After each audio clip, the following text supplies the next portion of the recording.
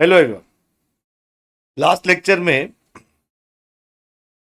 हम लोगों ने कुछ बेसिक कंसेप्ट समझे थे कि टैक्स क्या होता है।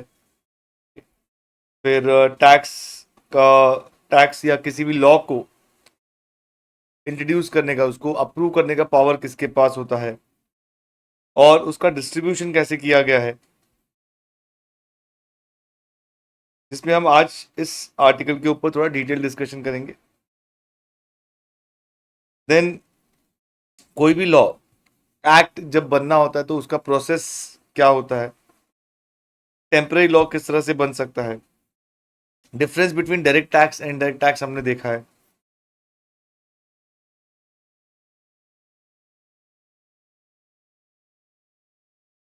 फिर जीएसटी लाने में क्या प्रॉब्लम्स थी, उसको किस तरह से रिजॉल्व किया गया, ये हम लोग ने समझा।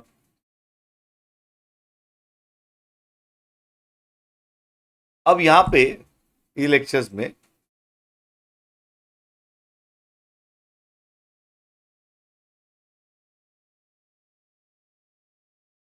ये लेक्चर में आज हम देखेंगे, ये लिप नहीं है, ये L1P2 है। ये जस्ट मैंने अपने रेफरेंस के लिए लिखा है सो दैट मैं हर लेक्चर के साथ ये फाइल्स भी अपलोड करते जाऊं। जैसे मैंने बोला, ये आपको सब लिखना है खुद से, बट इन केस अगर आपको ये फाइल चाहिए भी तो पीडीएफ में ये रनिंग नोट्स के अपलोड करते रहूंगा मैं।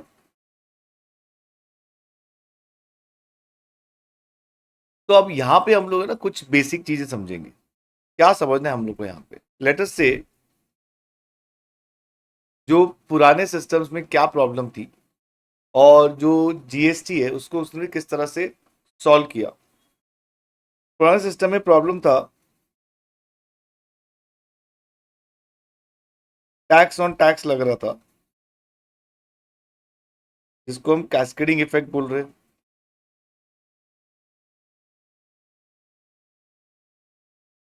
इनपुट टैक्स क्रेडिट जो था,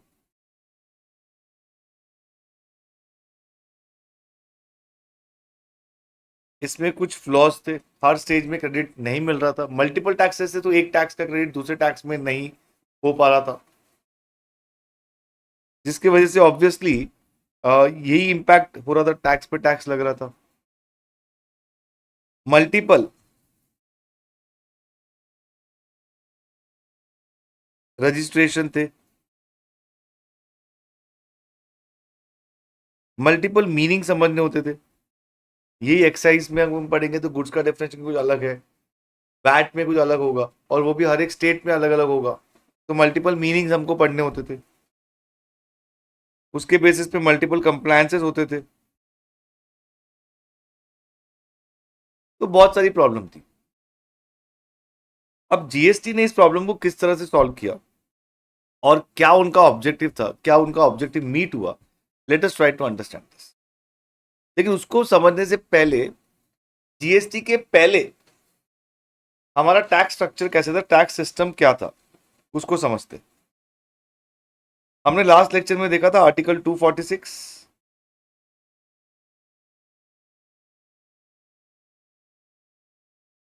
seventh schedule, list 1, list 2 and list 3, जिसमें से लिस्ट 3 में कोई टैक्स रिलेटेड मैटर नहीं है, तो इसलिए आज उसके बारे में हम कोई डिस्कशन नहीं करेंगे।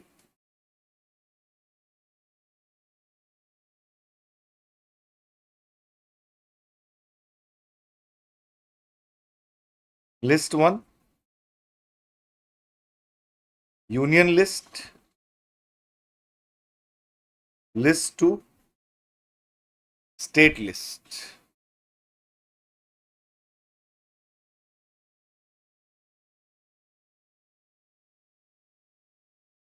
एंट्री 84 के बारे में डिस्कशन करते। अब ये जो आर्टिकल 246 में मैं लिस्ट 1 लिख रहा हूं, हम इसको है ना पहले प्री जीएसटी में ये किस तरह से हुआ करता था वो देख रहे हैं। जीएसटी आने से पहले ये किस तरह से था वो देख रहे हैं हम लोग। अब एंट्री 84 था क्या, एंट्री 84 था एक्साइज ड्यूटी। क्या था? एक्साइज ड्यूटी जो मैन्युफैक्चर पे लगता था, excise duty. on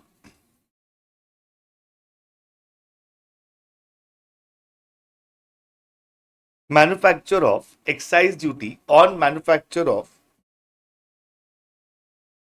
tobacco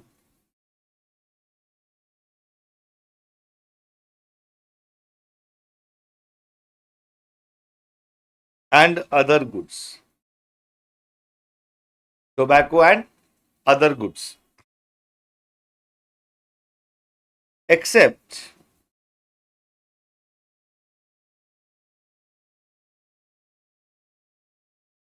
alcoholic liquor for human consumption,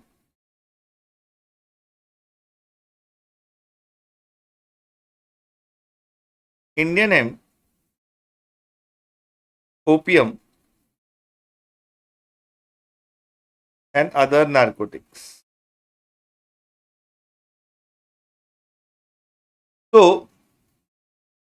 alcohol liquor for human consumption, sir आपने ना जीएसटी में भी बोला था, जीएसटी जो है जीएसटी से tax levied on supply, levied and collected on supply of goods और सर्विस और both except on supply of alcohol liquor for human consumption, तो उस पर जीएसटी नहीं लग रहा है। और सर उसमें ये उस समय भी लगता है, तो अल्कोहल लिकर के ऊपर कोई टैक्स नहीं लगता है क्या? आएंगे हम उस पर भी आएंगे।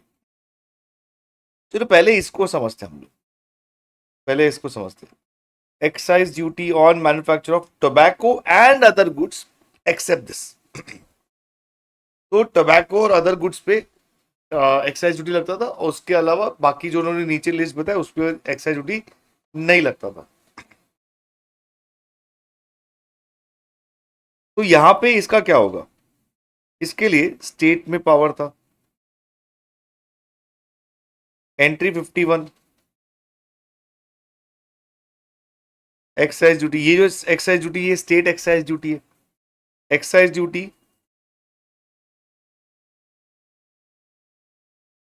On manufacture of alcoholic liquor for human consumption,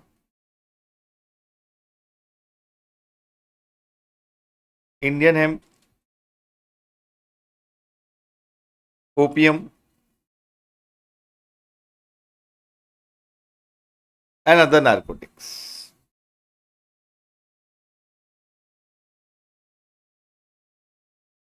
अब हम मैन्युफैक्चर करेंगे, तो मैन्युफैक्चर करके सिर्फ रखेंगे तो नहीं, हम लाल सिंह चड्ढा तो नहीं है कि भाई मैन्युफैक्चर कर लिया और उसको रखा, हमको पता ही नहीं कि इसको आगे बेचना होता है। मतलब अगर आपने लाल सिंह चड्ढा पिक्चर देखी होगी तो आपको पता होगा कि वो सिर्फ मैन्युफैक्चर किए जा रहा था, बेच ही नहीं रहा था। अगर आपने नहीं देखी है तो अच्छी बात है, मत देखना।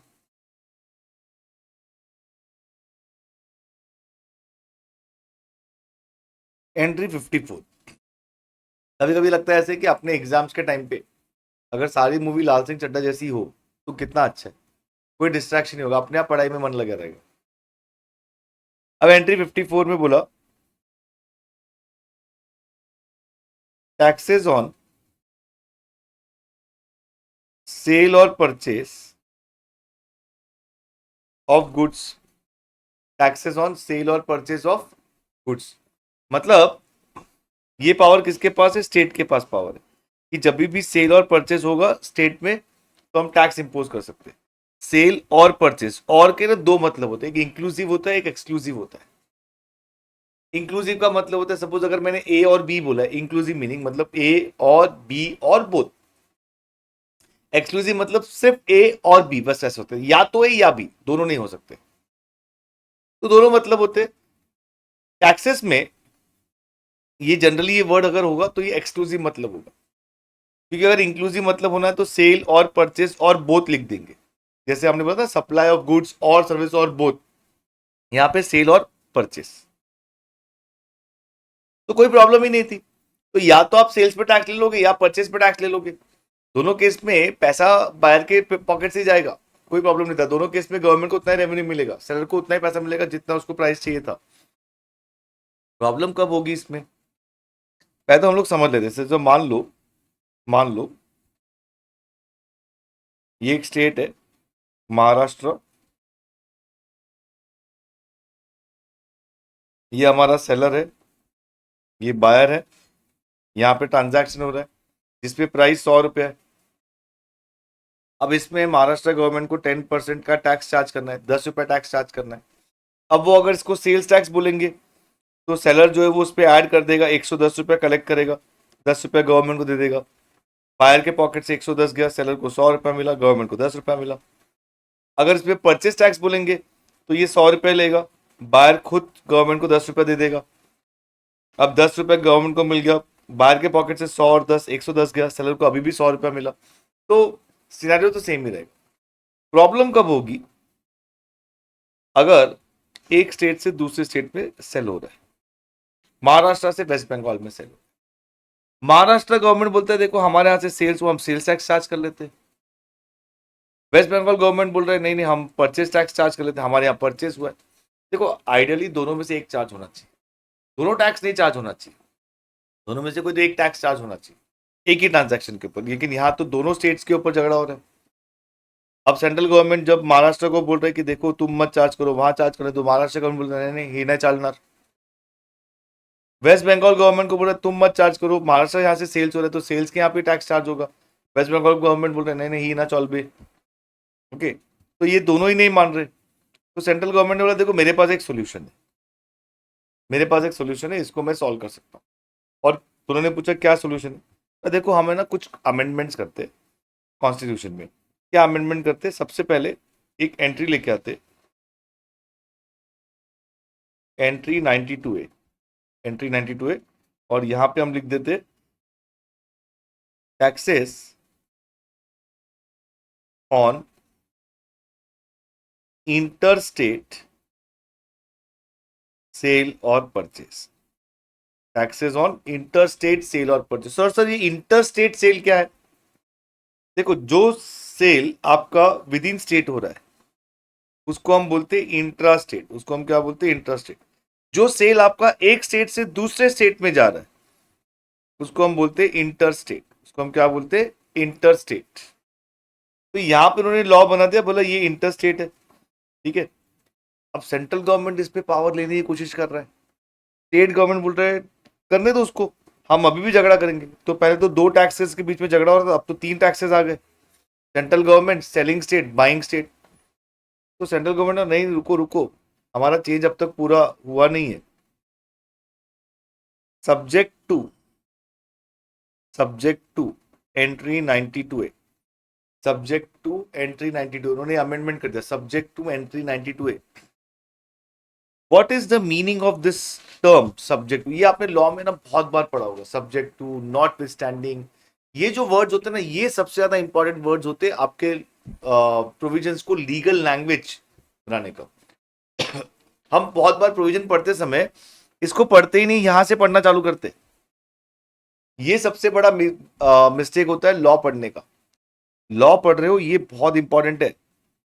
अब आप कभी भी मतलब पढ़ोगे लॉ, कोई भी लॉ पढ़ोगे आप, जब आप कोई एंट्री ऐसा पढ़ोगे, सपोज आप एंट्री 54 पढ़ रहे हो और वहां पे लिखा सब्जेक्ट टू एंट्री 92A, तो आपको 92A का नॉलेज होना चाहिए, और नहीं है तो पहले 92A रेफर करके आओ और फिर इसको पढ़ो, तभी आपका अंडरस्टैंडिंग बहुत अच्छा होगा। जब हम जीएसटी में पढ़ेंगे तो हो सकता है हम कुछ कुछ सेक्शंस वगैरह में जब हम आगे जाएंगे तो हो सकता है कि कोई सेक्शन का रेफरेंस हम पहले देख लेंगे जो सेक्शन अब तक हमने देखा नहीं है। तो उस समय मैं आपको कुछ सेक्शन का रेफरेंस दे दूंगा, कुछ जगह पे मैं बोलूंगा इसको फॉर टाइमिंग इसको होल्ड करो, मैं आपको समझाऊंगा। जब वो सेक्शन आएगा तब मैं आपको वहां से कनेक्ट करवा दूंगा। पूरा पोर्शन होने के बाद जब आप सेल्फ स्टडी करोगे तब सिंस आपने सब पढ़ चुके होगा तो तब इट इज एक्सपेक्टेड आपको सब मालूम होना चाहिए। और नहीं मालूम है तो पेज टर्न करके उसको पहले पढ़ो और फिर उस सेक्शन को कंप्लीट करो। अगर आप इस तरह से पढ़ते हो, आप लिख के ले लो मुझसे, आपका लैंग्वेज का जो इंप्रूवमेंट है वो बहुत जबरदस्त होगा। Subject to entry 92A, subject to entry 92A। Subject to का मतलब क्या होता है? सब्जेक्ट टू का मतलब होता है इसको ध्यान में रखते हुए, इसको ध्यान में रखते हुए, मतलब हम इसको पहले प्रायोरिटी देंगे, हम पहले इसको प्रायोरिटी देंगे। मतलब क्या? कोई ट्रांजैक्शन अगर यहाँ पे कवर हो चुका है उस पर ये एप्लीकेबल नहीं होगा, उस पर ये एप्लीकेबल नहीं होगा। अगर कोई यहाँ कवर हो चुका है वो यहाँ एप्लीकेबल नहीं होगा। अगर कोई यहाँ कवर नहीं हो रहा है तो यहाँ पे अप्लाई कर सकते हो। तो ये उन्होंने प्रपोज किया चेंजेस, हम इसको मान के चलते कि समझो प्रपोज किया, तो क्या स्टेट गवर्नमेंट इसको मान लेगा? अरे स्टेट गवर्नमेंट सोचेगा इससे अच्छा तो हम ही झगड़ते लड़ते, हम देखते थे कौन क्या करने वाला है। ये तो आके तो इन्होंने तो हमारा रेवेन्यू ले लिया। सेंट्रल गवर्नमेंट ने बोला हम रेवेन्यू नहीं लेने वाले, हम सच में इस डिस्प्यूट को रिजॉल्व करने आए। कैसे? ये यूनिक टैक्स था which was to levied by central government but it was collected and retained by state government. It was levied by central government but it was collected and retained by state government. तो यहां पे central government ने बोला देखो भाई ये पैसे तुम्हारे हैं, तुमको ही मिलेंगे, हम आपका हक नहीं लेने आए, हम सिर्फ ये डिस्प्यूट को रिजॉल्व करने आए, सो दैट जब भी एक स्टेट और दूसरे स्टेट के बीच में ट्रांजैक्शन हो उसके बीच में लॉ हम बना देंगे। हम डिसाइड कर लेंगे कितना टैक्स कलेक्ट करना है, कैसे टैक्स कलेक्ट करना है, हम डिसाइड कर लेंगे कि किसको टैक्स कलेक्ट करना है, लेकिन कलेक्ट आपको करना है। आपको चाहिए तो आप डेट जो इसके है वो अपने लोकल सेल्स टैक्स के साथ जो वैट है उसके साथ आप अलाइन कर लो, लेकिन कितना टैक्स कलेक्ट करना है और किसको कलेक्ट करना है इसके ऊपर रूल्स तो हम बना देंगे, बट पैसे आपके ही होंगे।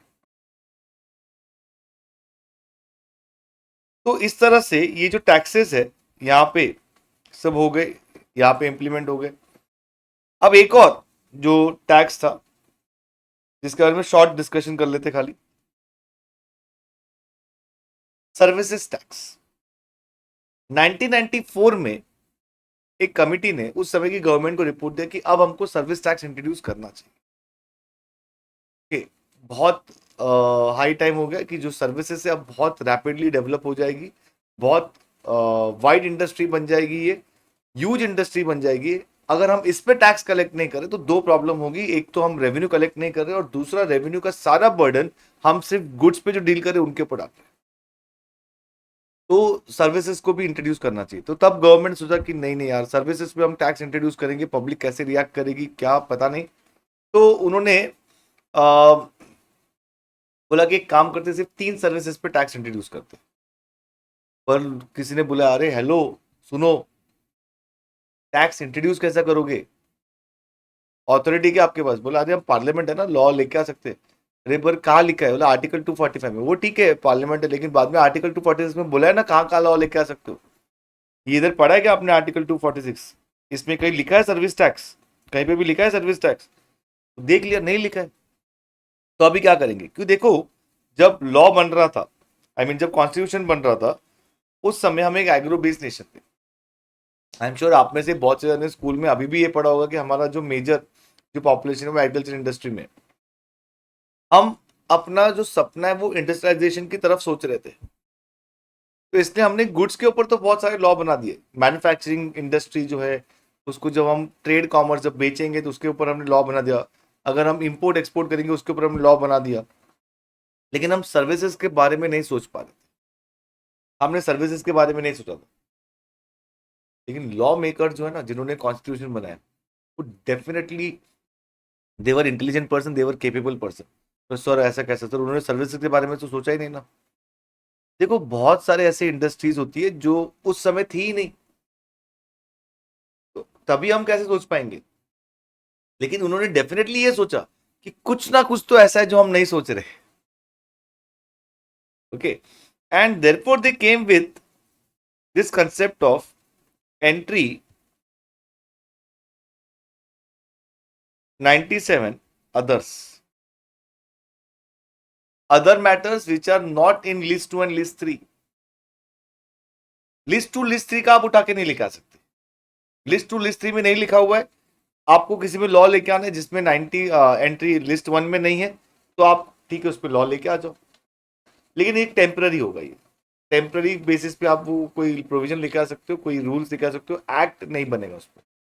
टेम्पररी टेम्पररी, लेकिन देखना है इसका टेम्पररी का यूज क्या किया इन्होंने। उन्होंने एंट्री 97 यूज करके सर्विस टैक्स को इंट्रोड्यूस कर दिया। फाइनेंस एक्ट 1994 में, कभी फाइनेंस एक्ट 1994 में उन्होंने सर्विस टैक्स को इंट्रोड्यूस कर दिया। अब जब ये सर्विस टैक्स को इंट्रोड्यूस कर दिया तो उसमें सर्विस टैक्स एक्ट तो था नहीं, तो उन्होंने बोला कोई प्रॉब्लम नहीं है, जो सर्विसेज जो हम लेके आने वाले हैं, सर्विस टैक्स एक्ट जो सर्विस टैक्स होगा उसका बेस होगा फाइनेंस एक्ट 1994 ही। फाइनेंस एक्ट 1994 ही बेस होगा ऑफ सर्विस टैक्स।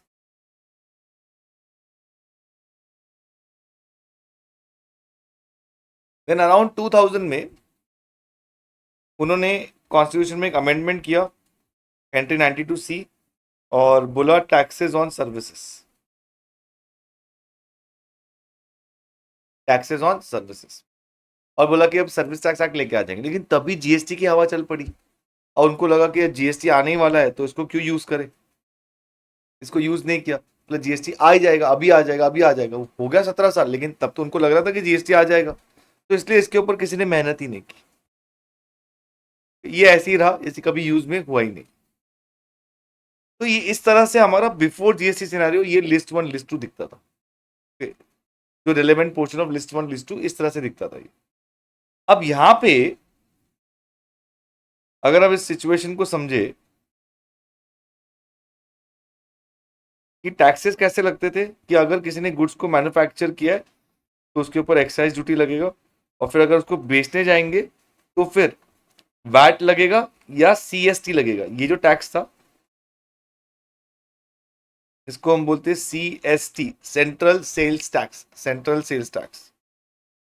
इसको हम जो स्टेट के लेवल पे जो सेल्स टैक्स था उसको हम बोलते हैं VAT, that is called as VAT, VAT ही बोलते हैं, उसका एक फुल फॉर्म से ये बनाया गया लेकिन उसका नाम वैट ही है।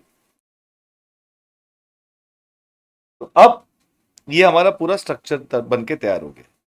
हमको जो अभी समझना है वो ये कॉन्सेप्ट को समझना है कि पहले ये कॉन्सेप्ट कैसे काम करते थे, इसके बारे में नहीं, इसके बारे में नहीं समझना, क्योंकि ये अभी भी ऐसे का ऐसे ही, इसमें जीएसटी आने से इसमें कोई इम्पैक्ट नहीं हुआ है। बेसिकली जीएसटी आने से यहाँ पे क्या इम्पैक्ट हुआ, यहाँ क्या इम्पैक्ट हुआ, यहाँ क्या इम्पैक्ट हुआ है, ये हम लोग को समझना है। यहाँ पे जो इम्पैक्ट हुआ वो भी समझेंगे, लेकिन बेसिकली वो जो 3 है मेन वो हम लोग समझेंगे। अब कैसे समझेंगे, एग्जाम्पल देखते देखो।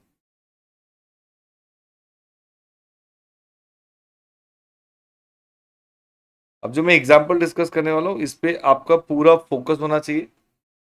कोई भी पार्ट नहीं समझे आप रिमाइंड करो, वापस से आप देखो, पूरे कैलकुलेशन को समझो, तभी आके जाके पूरा एग्जाम्पल समझो। अब कुछ टाइम पे हम लोग बहुत सारे कैलकुलेशंस करने वाले। Let me get my calculator also.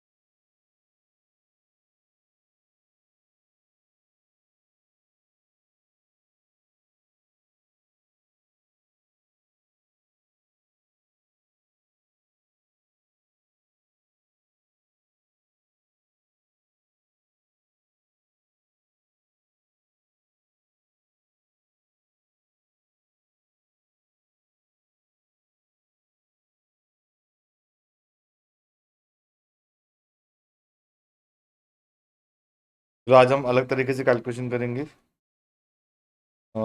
यहाँ पे कोई कैलसी होगा।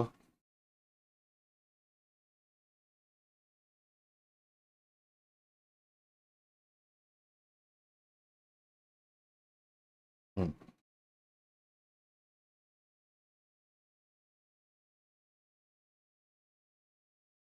चलो ओके। तो अब यहाँ पे हमको कैलकुलेशंस करने पड़ेंगे काफी। Let us try to understand the scenario. पहले हम लोग समझ लेते प्री जीएसटी सिनेरियो, मार्केट किस तरह से वर्क करते थे।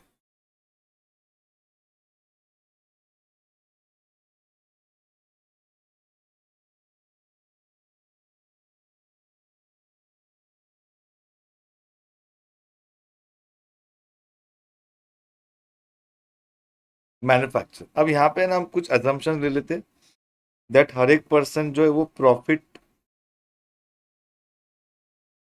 जो है वो 20% ऑन कॉस्ट एक्सपेक्ट करता है, मतलब जो भी पर्सन परचेज करेगा 100 रुपए में उस पर 20% प्रॉफिट ऐड करके बेचेगा।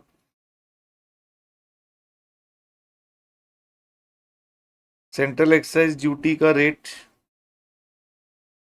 हम 10% मान लेते, वैट का रेट हम 10% मान लेते, सीएसटी का रेट 4% मान लेते। ये हमारे कुछ बेसिक अजम्पशंस के हम सब चल रहे हैं। मैन्युफैक्चरर जो है उसने होलसेलर को गुड्स बेचा।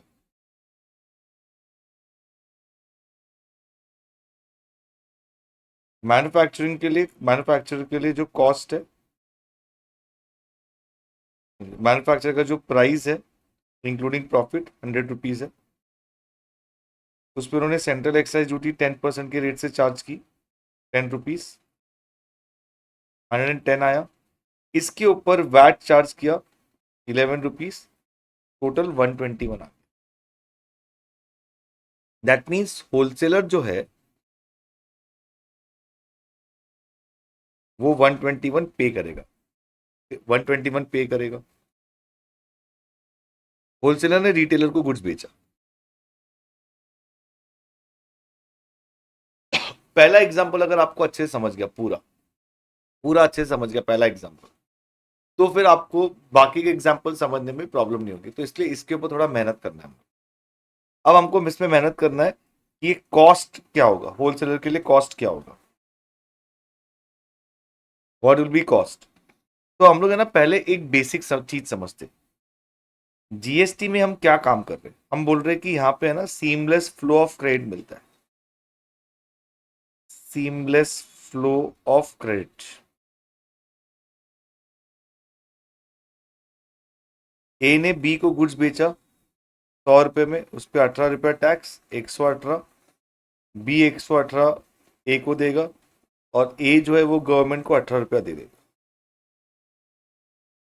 बी जो है वो सी को बेच रहा है 150 रुपीज में, 27 रुपीज जीएसटी कलेक्ट कर लिए।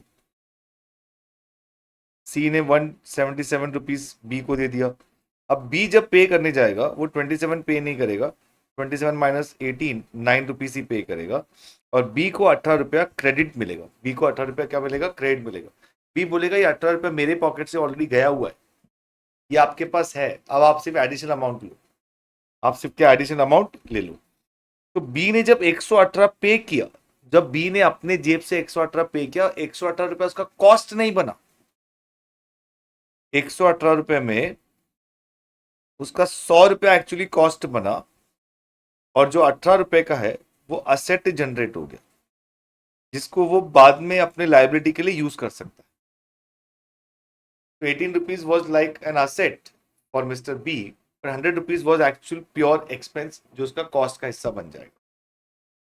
तो जब भी हम ये बोलेंगे कि टैक्स का क्रेडिट अगर आगे वाले लेवल पे हमको मिलने वाला है, अगर आगे वाले लेवल पे हमको टैक्स का क्रेडिट मिलने वाला है, तो वो वाला टैक्स का अमाउंट आपका कॉस्ट का पार्ट नहीं बनेगा। क्या बोला सर ने, सर ने बोला अगर आगे चल के टैक्स का क्रेडिट मिलने वाला है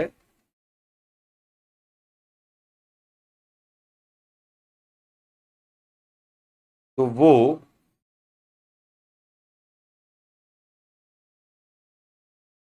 आपका कॉस्ट का पार्ट नहीं होगा। ये कौन सा व्हाट्सएप इंग्लिश है, व्हाट्सएप पे हम हिंदी को इंग्लिश में लिखते हैं ना, तो ये पार्ट हम लोग को, ये रूल हम लोग को याद रखना है। जिसका क्रेडिट नहीं मिलेगा, जिसका क्रेडिट नहीं मिलेगा वो कॉस्ट का पार्ट हो जाएगा फिर। ठीक है, अब यहां पे समझते हैं। देखो मैन्युफैक्चरर जो था उसने गुड्स को मैन्युफैक्चर किया, इसलिए हमने पढ़ा था कि उस पर एक्साइज ड्यूटी लगेगी। फिर उसने विद इन सेम स्टेट बेचा तो वैट लगेगा। मतलब यहाँ पे मैन्युफैक्चरर, होलसेलर, रिटेलर ये सब सेम स्टेट में, ये सब क्या है, सेम स्टेट में है।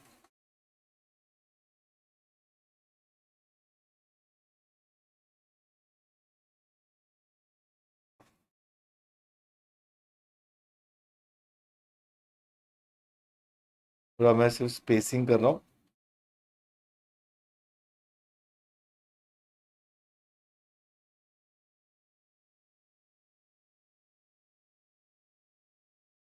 और होलसेलर रिटेलर भी सेम स्टेट में। तो जब होलसेलर रिटेलर को गुड्स बेचेगा तो क्या चार्ज होगा? वैट चार्ज होगा। वैट चार्ज होगा तो वैट का क्रेडिट मिल जाएगा। वैट का क्रेडिट मिलेगा, इसका मतलब ये कॉस्ट का पार्ट नहीं बनेगा। तो सेंट्रल एक्साइज ड्यूटी का क्रेडिट मिलेगा नहीं, वैट स्टेट गवर्नमेंट के पास जा रहा है, central excise duty central government के पास जा रहा है, क्रेडिट नहीं मिलेगा। तो ये पूरा कॉस्ट बन जाएगा। तो होलसेलर के लिए कॉस्ट हो गया 110, और उसका जो आईटीसी बन गया वो 11 रुपया बन गया। इसमें वो प्रॉफिट ऐड करेगा 20% का। ओके, 20% प्रॉफिट जस्ट ऐसे एक अज्यूम फिगर है, आपको जो चाहिए वो प्रॉफिट का हिस्सा ले सकते हो सबके लिए। 132 रुपीज हो गया। अब इसमें वो वैट ऐड करेगा 10%, 13.2, तो ये हो जाएगा 145.2। हो जाएगा 145.2। अब यहां पे जब मैन्युफैक्चरर टू होलसेलर ट्रांजैक्शन हुआ, तो मैन्युफैक्चरर ने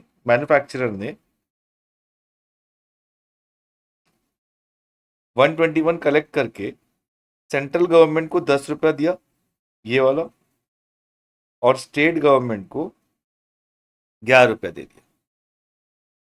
क्या आप बता सकते हो होलसेलर जो है वो जब 145.2 कलेक्ट करेगा वो गवर्नमेंट को कितना पैसा देगा? वो गवर्नमेंट को देगा 13.2 माइनस 11 जो क्रेडिट मिलने वाला है 2.2, कितना देगा? 2.2 देगा। अब रिटेलर ने कस्टमर को गुड्स दे दिए।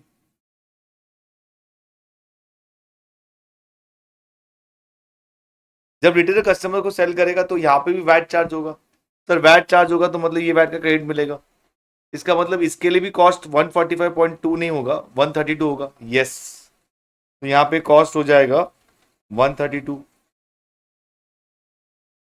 प्रॉफिट ऐड करेंगे हम लोग 26.4,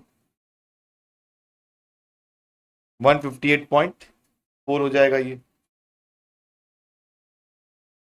इसके ऊपर टैक्स ऐड करेंगे 15.84, 4 + 8 12, 9 + 4 14, 5 6 7 174.24।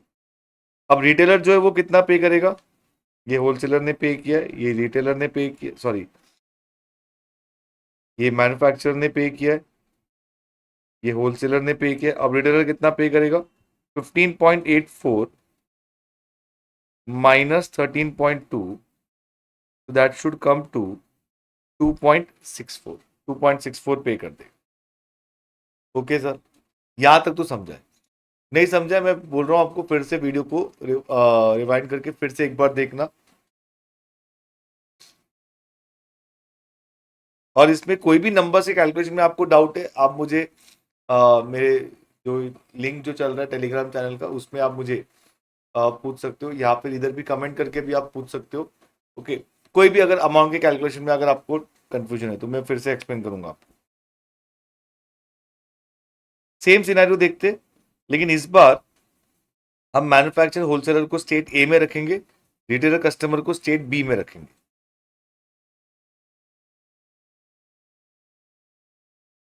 तो मैन्युफैक्चरर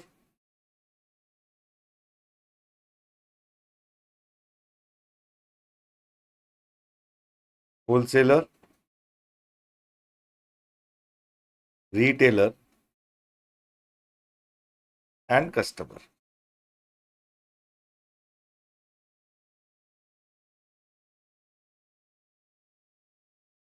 तो ये स्टेट ए में है,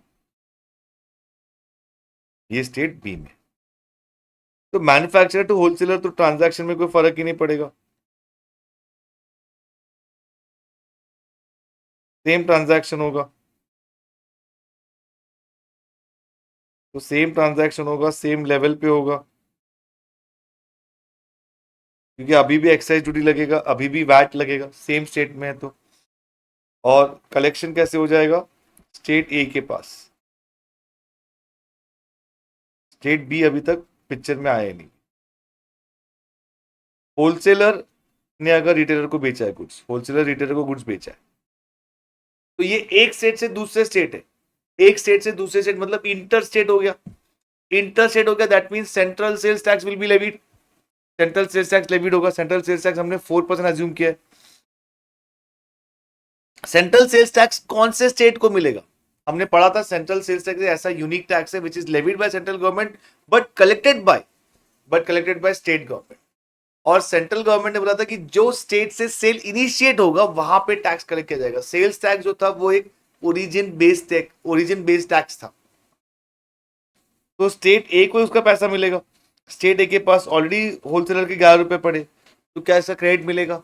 आंसर है यस, इसका क्रेडिट मिलेगा। सेंट्रल सेल्स टैक्स पे करते समय आपको वैट का क्रेडिट मिलता था क्योंकि दोनों ही सेम अथॉरिटी के पास जा रहा है। तो यहां पे कॉस्ट कितना हो जाएगा? कॉस्ट अभी भी 110 ही होगा क्योंकि इसका तो क्रेडिट मिलने वाला है। प्रॉफिट ऐड करेंगे, टोटल 132 हो जाएगा। इसमें सीएसटी ऐड करेंगे एट द रेट ऑफ 4%, तो 132 का 4% 5.28,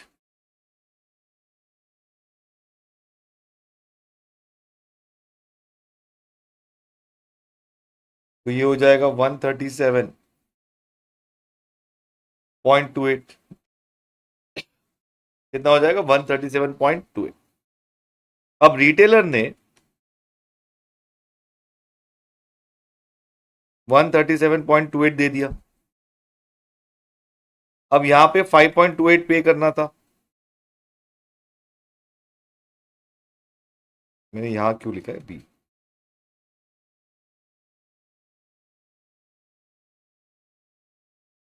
सेंट्रल गवर्नमेंट को कुछ नहीं जाएगा, यहां पे आपको 5.28 पे करना था। आपके पास क्रेडिट कितना था? 11 रुपए का था, तो पूरा यूज कर लोगे, यहाँ पे 0 पे करना पड़ेगा। रिटेलर जब कस्टमर को गुड्स बेच रहा है, रिटेलर जब कस्टमर को गुड्स बेच रहा है तो सेम स्टेट में दोनों, तो यहाँ पे वैट एप्लीकेबल होगा। रिटेलर जो गुड्स परचेज का उसमें सीएसटी लग रहा है, सेंट्रल सेल्स टैक्स लग रहा है। क्वेश्चन है क्या इसका क्रेडिट मिलेगा? आंसर है नहीं।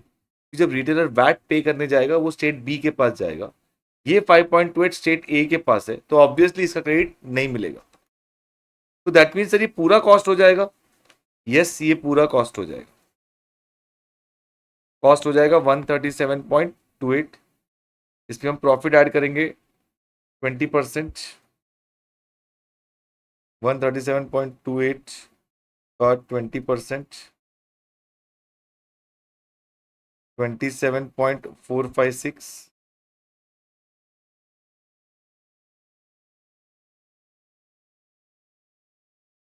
तो 164.736 ये प्राइस चार्ज करेगा वो। इसके ऊपर वैट चार्ज करेंगे हम 10% का, 16.4736, तो वैट चार्ज करने से 10% से ये हो जाएगा 181.2096। और ये फिर जो 16.4736 है ये स्टेट ए को मिल जाएगा फ्रॉम रिटेलर 16.4736। तो ये तभी के ट्रांजैक्शन थे जब जीएसटी नहीं था, प्री जीएसटी सिनेरियो। हम ये नंबर्स पे आएंगे फिर से जब हम पोस्ट जीएसटी सिनेरियो को देखेंगे।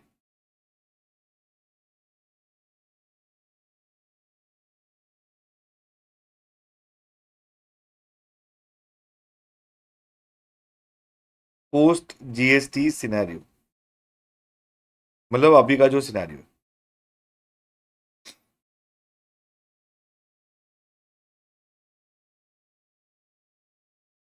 मैन्युफैक्चरर,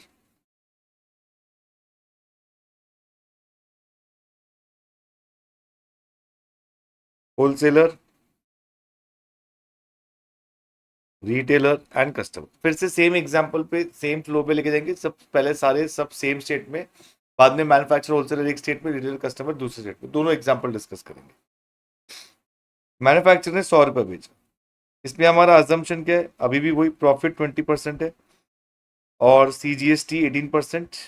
नहीं, एक काम करते, CGST इजी रखने के लिए, CGST ऐसा कोई 10% होता नहीं है, सिर्फ कैलकुलेशन सिंप्लीफाई करने के लिए हम रख रहे, एंड SGST 10% और IGST 20%। तो यहाँ पे CGST 10% लेवी हो जाएगा, SGST 10% लेवी हो जाएगा, टोटल हो जाएगा 120। तो आप देखोगे अगर आप CGST भी 100 रुपए पे लेवी हुआ, SGST भी 100 रुपए पे लेवी हुआ, टैक्स पे टैक्स लेवी नहीं हुआ है। मैन्युफैक्चरर जो है वो सेंट्रल गवर्नमेंट को 10 रुपया दे देगा, स्टेट गवर्नमेंट को भी 10 रुपया दे देगा। उसके बाद जब होलसेलर रिटेलर को गुड्स बेच रहा है तो उसके लिए कॉस्ट होगा ये 100 रुपीज, प्रॉफिट 20%,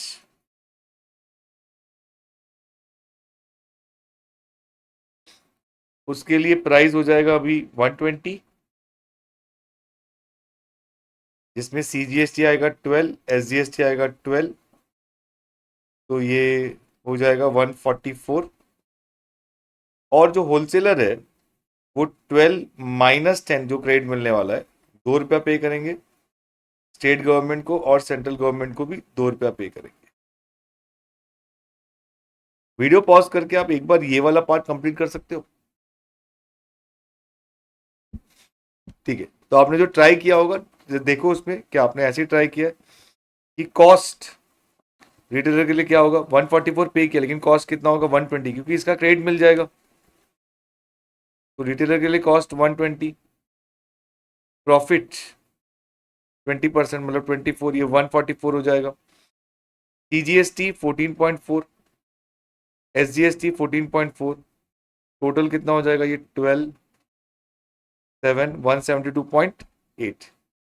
अब कितना पे किया होगा रिटेलर ने सेंट्रल गवर्नमेंट को, 14.4 - 12 एंड 14.4 - 12, 2.4 एंड 2.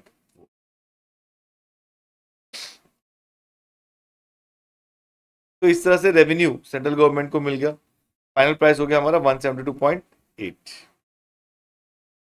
अब सेम ट्रांजैक्शन अगर मैन्युफैक्चरर और होलसेलर एक स्टेट में और रिटेलर कस्टमर एक स्टेट में है तो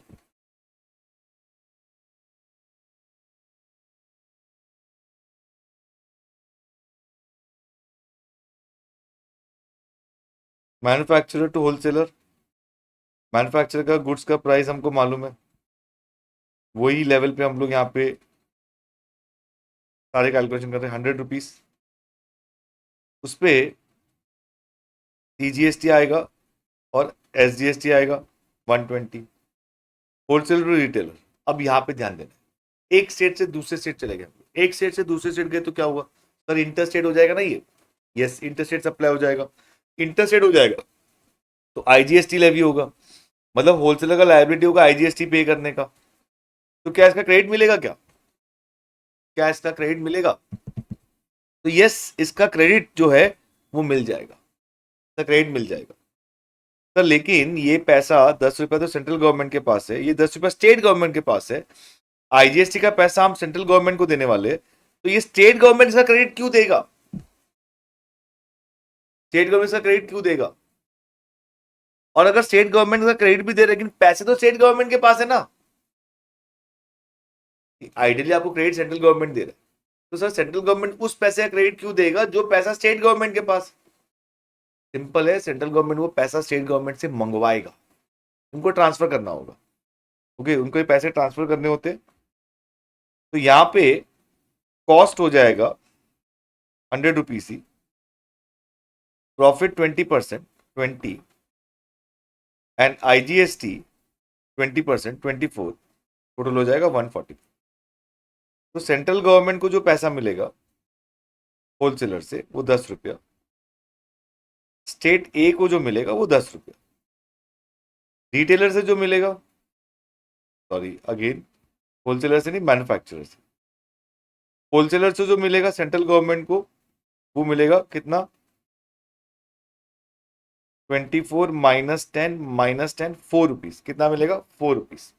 क्यों? क्योंकि 24 रुपीज यहाँ पे है, 24 रुपीज यहाँ पे, उस पे से 10 रुपये 10 रुपये दोनों क्रेडिट दिया, तो सिर्फ 4 रुपया पे करना पड़ेगा।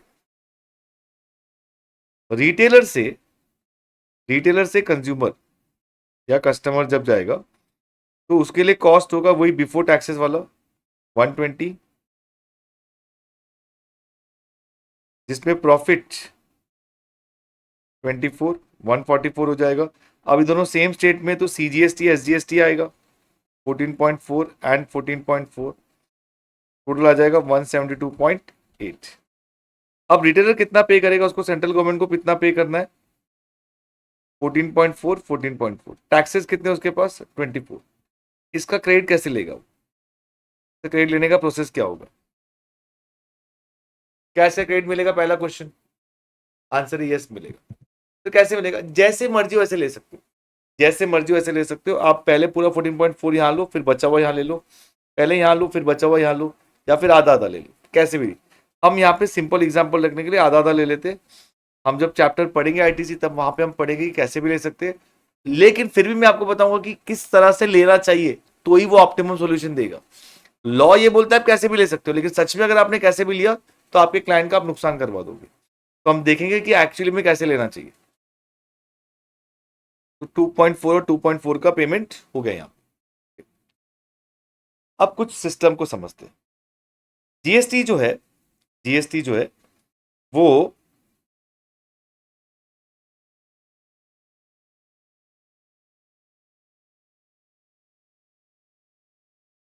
वैल्यू एडेड टैक्स है और डेस्टिनेशन बेस्ड टैक्स। क्या है? Destination based tax. GST value added tax है और जीएसटी डेस्टिनेशन बेस्ड टैक्स है। अब इन दोनों का टर्म का मतलब क्या है? सिंपल है, यहां पे देखो आप कि अगर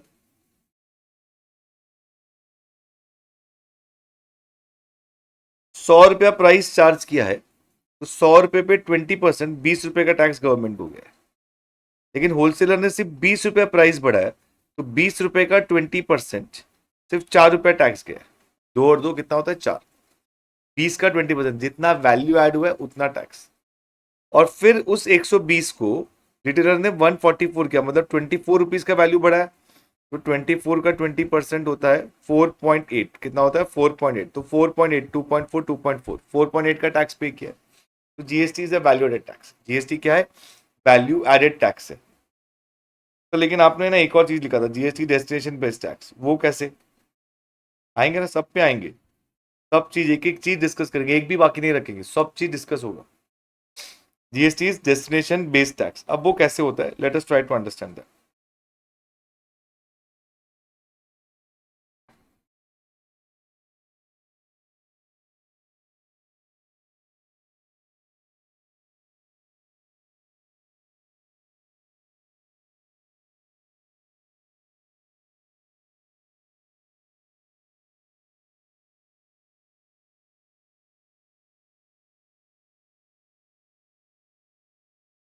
central government, state A and state B.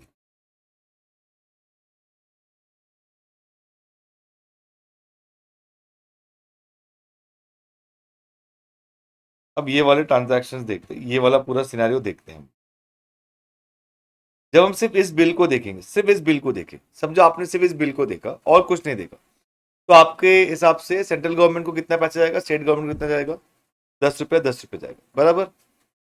समझो आपने सिर्फ ये वाला सेकंड वाला बिल देखा, आगे पीछे का कुछ नहीं मालूम, सिर्फ सेकंड बिल देखा है। उसके हिसाब से आप बोलोगे अच्छा यहाँ पे आईजीएसटी जो लेवी हो रहा है तो सेंट्रल गवर्नमेंट का 24 रुपया होना चाहिए, ठीक है।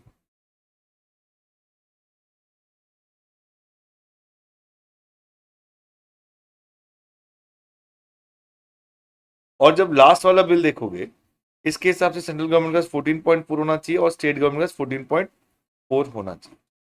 हमेशा जो लास्ट बिल होगा हमेशा रेवेन्यू उतना ही होना चाहिए, रेवेन्यू उतना ही होना चाहिए, ठीक है। Let us try to understand this और समझने की कोशिश करते हैं।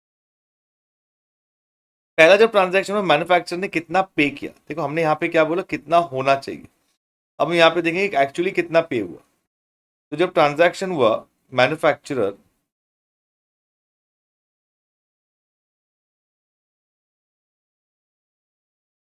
टू होलसेलर, तो मैन्युफैक्चरर ने सेंट्रल गवर्नमेंट को 10 रुपया दिया, स्टेट ए को 10 रुपया दिया, ठीक है, दोनों को उतना उतना दिया। हमारे हिसाब से कितना होना चाहिए था, 10 और 10 होना चाहिए था, 10 और 10 है, कोई प्रॉब्लम नहीं, ठीक है। उसके बाद ट्रांजैक्शन हुआ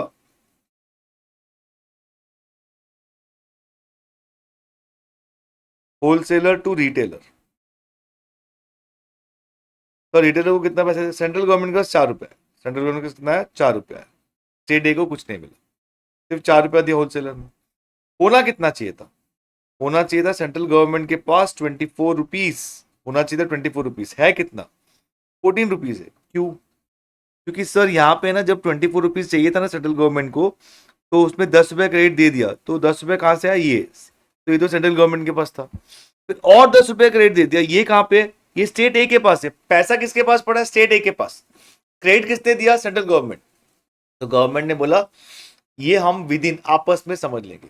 देखो ये पैसा कौन सा था, एसजीएसटी का था, एसजीएसटी का क्रेडिट आपको यहां मिला ना, एसजीएसटी का क्रेडिट यहां पे मिला कि नहीं मिला, मिला। तो अब यहां पे ट्रांसफर होगा of funds, transfer of funds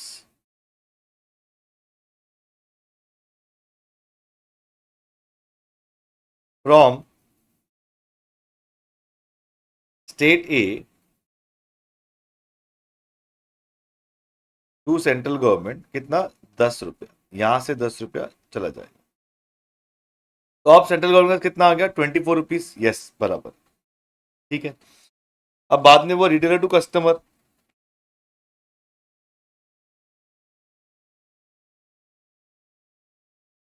retailer to consumer,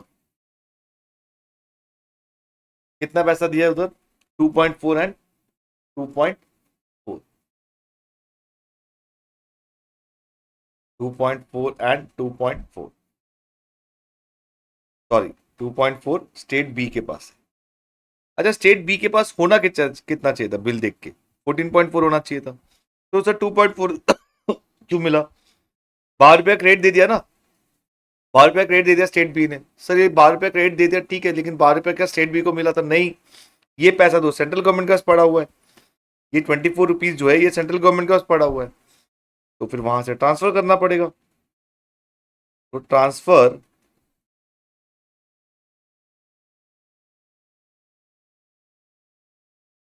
of funds from central government to state B, कितना, 12 रुपये, 12 रुपये यहां से माइनस होके 12 रुपये यहां पे ऐड कर देंगे।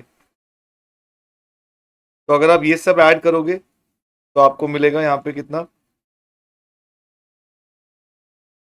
14.4, यहाँ पे 0 और यहाँ पे भी 14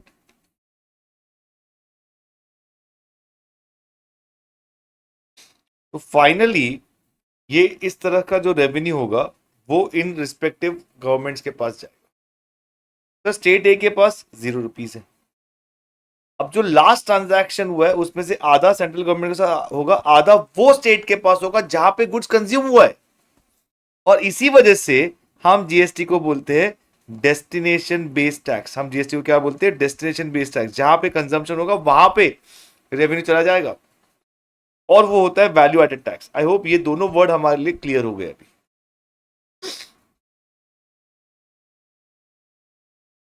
तो लेकिन जीएसटी जो है वो अभी लेके आना था, तो किस में लेके आएंगे, जीएसटी किस में लेके आएंगे, लिस्ट 1 में, लिस्ट 2 में, इसमें कहीं पे भी नहीं लेके आ सकते, क्योंकि लिस्ट 2 जो है वो स्टेट का पावर हो जाएगा, स्टेट अपने अपने हिसाब से मनमानी करेंगे। लिस्ट 1 तो पार्लियामेंट का पावर होगा, तो लिस्ट स्टेट कैसे मानेंगे। तो उन्होंने एक नया आर्टिकल इंट्रोड्यूस किया,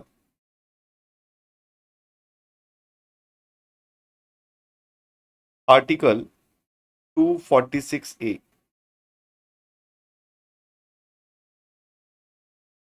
आर्टिकल 246A, जो हमारा कॉन्स्टिट्यूशन में अमेंडमेंट किया था, that was 122nd amendment bill was introduce and it was 101st amendment act, जो हमने यहाँ पे अमेंडमेंट्स किए थे। तो जिसमें से एक one of the amendment was, the major amendment was article 246 है, और इसके साथ साथ अलाइनमेंट में और बहुत सारे आर्टिकल्स को चेंज किया गया, अमेंड किया गया। तो आर्टिकल 246 में क्या लिखा है? Not withstanding anything contain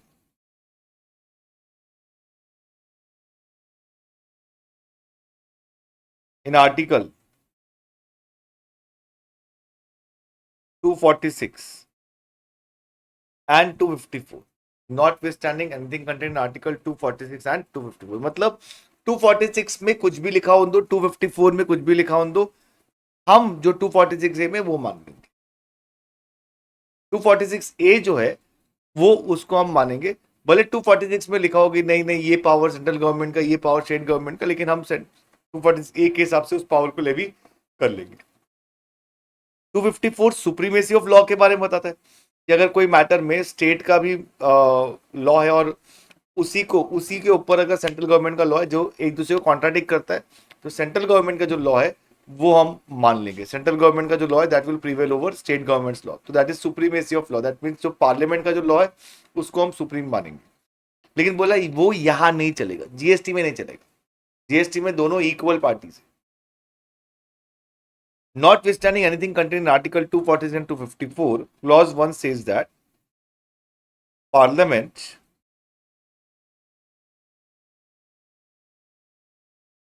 and subject to Clause 2, state legislature shall have power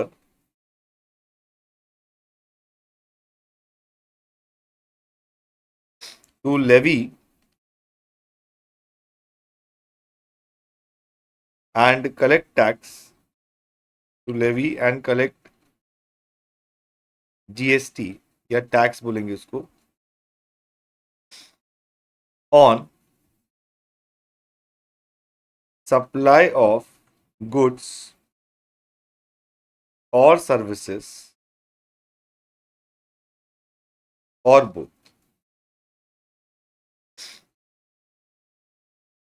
अब इस वर्ड पे आते हैं, सब्जेक्ट टू क्लॉज 2। ठीक है, पहले इसको टाइमिंग के लिए हटा देते हैं, सब्जेक्ट टू क्लॉज 2 और टाइमिंग हटा देते हैं। क्या बोला है? Parliament and state legislature have power to levy and collect taxes. तो अगर आप कभी भी कोई कुछ परचेस करते हो, आप देखोगे उसमें बिल में सीजीएसटी और एसजीएसटी लिखा होता है। क्या लिखा होता है? सीजीएसटी एंड एसजीएसटी लिखा होता है। तो सीजीएसटी भी tax, central government tax levy कर रहा है, एसजीएसटी मतलब स्टेट गवर्नमेंट टैक्स लेवी कर रहा है। दोनों के पास पावर है, दोनों इक्वल टैक्स लेवी करते हैं। हाँ, अगर आपके पास, अगर आपका जो टेरिटरी वो यूनियन टेरिटरी, मतलब अगर आप समझो चंडीगढ़ में अगर कुछ जाके सप्लाई करते हो, तो चंडीगढ़ में अगर आप कुछ खरीद रहे हो, वहां पे बिल देखोगे तो उसमें सीजीएसटी एंड यूटीजीएसटी लिखा हो। अब यहाँ पे क्या लिखा है? सब्जेक्ट टू क्लॉज 2, मतलब पार्लियामेंट के पास पावर तो है, पार्लियामेंट को पावर के लिए और किधर देखने की जरूरत नहीं, लेकिन स्टेट लेजिस्लेचर को पावर है कि नहीं उसके लिए सब्जेक्ट टू क्लॉज 2 देखना पड़ेगा। क्लॉज 2 देखना पड़ेगा। क्लॉज 2 में क्या लिखा है? क्लॉज 2 में लिखा है parliament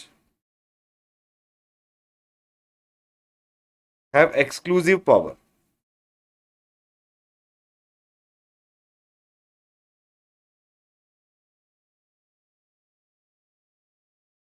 to levy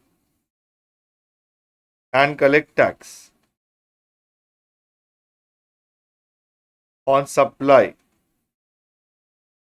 of goods or services or both in the course of interstate trade or commerce।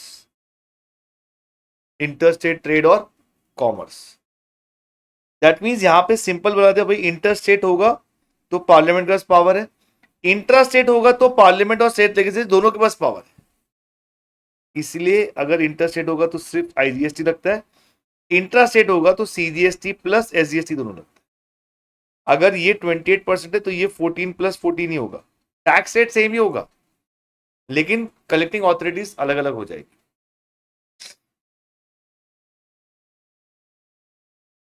तो इस तरह से जीएसटी का इंट्रोडक्शन यहाँ पे आर्टिकल 246 में हो गया। सर आर्टिकल 246 में हो गया, ठीक है, चलो मान लिया हमने। लेकिन आपने है ना पहले स्टार्टिंग में कुछ बताया था, कुछ प्रॉब्लम्स थी लॉ को लेके कि कैसे उसमें प्रॉब्लम्स थी, उसको कैसे इम्पोज किया गया, तो कैसे इसको सॉरी सॉल्व किया गया। तो इसमें आपने बताया कि अल्कोहलिक लिकर के ऊपर जीएसटी नहीं आएगा और 5 पेट्रोलियम प्रोडक्ट्स के ऊपर जीएसटी नहीं आएगा, ठीक है, राइट, बताया था, ये आपको याद है, ये लेक्चर 1 में हमने डिस्कस किया था। अब बाकी सारे प्रोडक्ट्स के ऊपर जीएसटी आ गया, बाकी सारे प्रोडक्ट्स के ऊपर जीएसटी आ गया, तो अब इसका क्या करें? क्योंकि अगर हम इसको आर्टिकल 246 को ऐसे का ऐसे रखें तो ठीक है, स्टेट बोलेगा जीएसटी आ गया, हाँ ठीक है आने दो, हम अभी भी वैट चार्ज करेंगे, अभी भी वैट चार्ज करेंगे। तो इसको ऐसे ही रख सकते हैं क्या?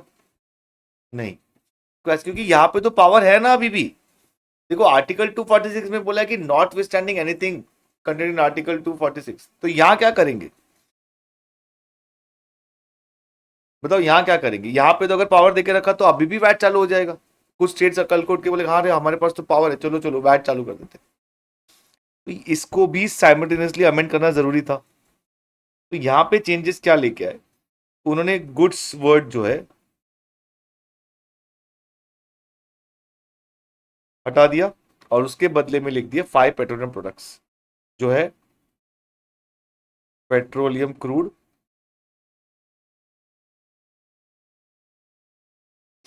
Motor spirit, high speed diesel, aviation turbine fuel, natural gas, plus alcoholic liquor, क्योंकि एल्कोहलिक लिकर के ऊपर भी अभी भी वैट लग रहा है ना। और अगर यहाँ पे ऑफ गुड्स जो वर्ड होना चाहिए था,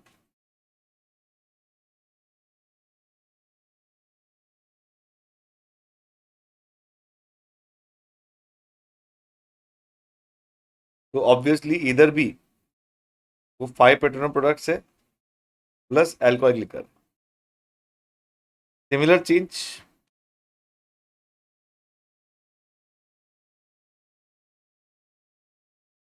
वैसे ये वर्ड कैंसिल ही नहीं हुए, लेकिन मैंने जानबूझ के कैंसिल किया ताकि हम इधर लिख दे 5 petroleum products plus tobacco.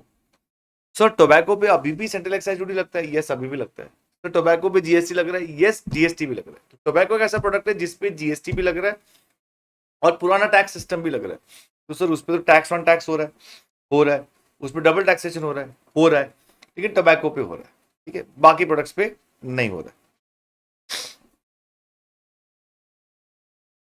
Then taxes on services, इसको डिलीट कर दिया गया। सर ये कभी यूज ही नहीं आया, कभी यूज नहीं आया, इसको डिलीट ही कर दिया। और अब ये भी एप्लीकेबल नहीं है, सर्विसेज टैक्स एप्लीकेबल नहीं है। तो इस तरह के उन्होंने चेंजेस लेके आ गए यहाँ पे कॉन्स्टिट्यूशन में, ऐसे चेंजेस लेके आ गए सो दैट जीएसटी जो है उसका स्मूथ फंक्शनिंग हो जाए।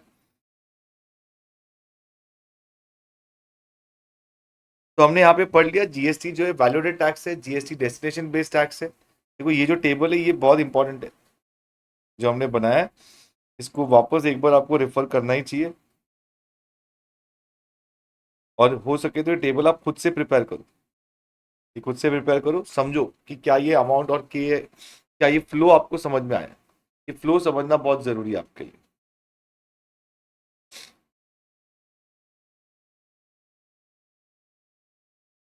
अब जीएसटी के जर्नी में हम देखेंगे और जीएसटी आने की वजह से कॉन्स्टिट्यूशन में क्या क्या चेंजेस हुए वो एक क्विक हम लोग लुक देखेंगे इन मॉड्यूल।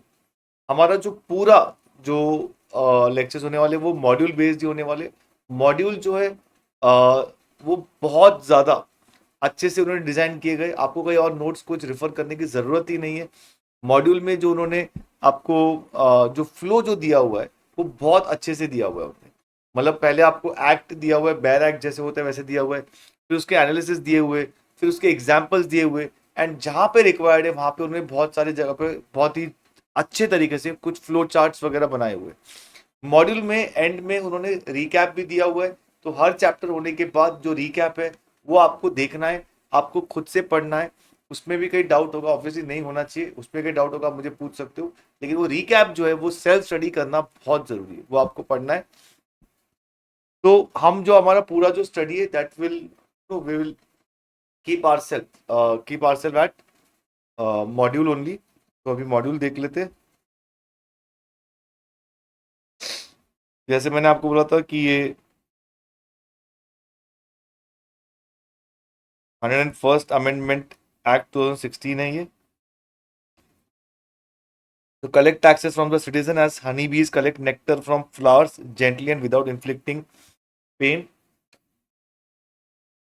ऑब्वियसली टैक्स में पेन तो होता ही है।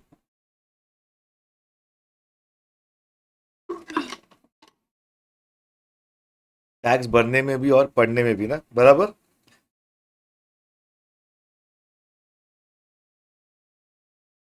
जीएसटी जो है किस तरह से लॉन्च हुआ, उसका हम सीधा यहाँ पे फ्लो देखते हैं।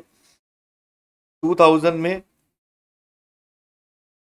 तभी के प्राइम मिनिस्टर ने introduce the concept of GST and set up committee to design a GST model for the country.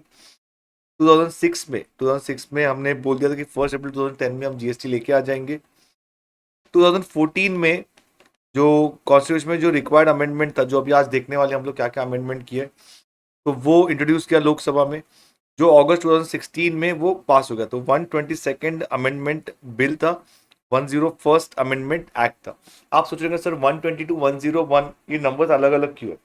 क्योंकि इसका मतलब इसमें अगर डिफरेंस 21 है तो इसमें इसका मतलब है कि इसके पहले ऐसे हुआ हो चुका है कि 21 टाइम्स अमेंडमेंट बिल जो इंट्रोड्यूस किया है वो एक्ट में कन्वर्ट नहीं हुआ, वो पास ही नहीं हुआ। देन सितंबर 2016 में जीएसटी काउंसिल जो है उनकी मीटिंग हुई थी। सितंबर 2016 में जीएसटी काउंसिल फॉर्म हुआ था, प्रेसिडेंट का असेंट मिला था और तभी मीटिंग हुई थी। Then GST council recommends CGST, SGST, IGST, UTGST and compensation cess bill.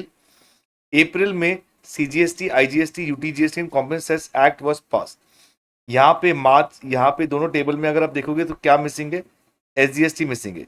क्यों? क्योंकि ये सारे जो एक्ट है वो सेंट्रल गवर्नमेंट के लेवल पे पास हुए थे, एसजीएसटी स्टेट के लेवल पे पास करना था। तो फिर GST council recommend all the rules and 30 जून तक सारे स्टेट्स ने एसजीएसटी एक्ट भी पास कर लिया था, एक्सेप्ट जम्मू एंड कश्मीर। 1 जुलाई को जीएसटी लॉन्च हो गया था एंड 8 जुलाई को जो जम्मू एंड कश्मीर है वहां पे भी एसजीएस जीएसटी लॉन्च हो गया था, वहां पे भी एसजीएसटी एक्ट पास हो गया था। तो मोर देन 160 कंट्रीज है जहां पे जीएसटी एप्लीकेबल हो चुका है। मतलब इंडिया जो है वो जीएसटी लाने में उन्होंने काफी टाइम लगा दिया। ओके, तो GST is a value added tax, ये हमने पढ़ा। GST is a continuous chain of tax credit, जो हमने एग्जाम्पल में देखा था।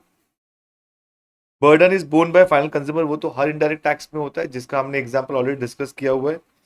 नो कैस्केडिंग ऑफ इफेक्ट, मतलब टैक्स पे टैक्स नहीं लग रहा है। तो आप ये एग्जाम्पल देख सकते हो, हमने इसी तरह के एग्जाम्पल लिए हुए। तो पुराने टैक्स सिस्टम में क्या डेफिशिएंसीज थी?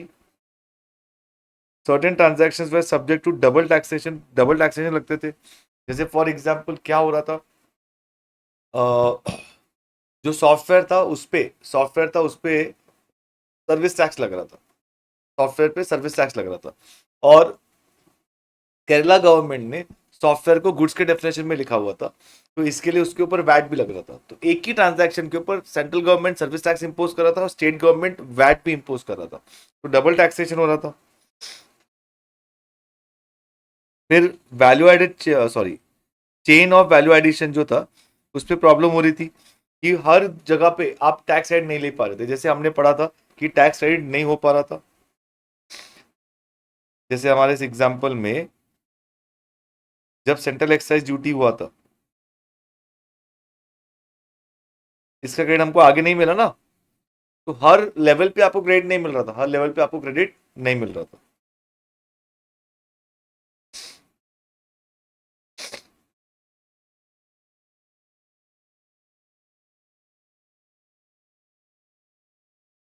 तो non inclusion of several local levies in state VAT, जैसे लग्जरी टैक्स, एंटरटेनमेंट टैक्स, तो मतलब ये बहुत अलग अलग टैक्सेस लग रहे थे। फिर कैस्केडिंग इफेक्ट हो रहा था, non integration of VAT and service tax और वैट या एक्साइज ड्यूटी ऑन जो वैट है वो एक दूसरे के साथ अलाइन नहीं हो पा रहे थे, डबल टैक्सेशन हो रहा था। तो इसके लिए ऑब्वियसली जीएसटी लाना जरूरी था। इंडिया में हम जीएसटी लेके आए dual GST model.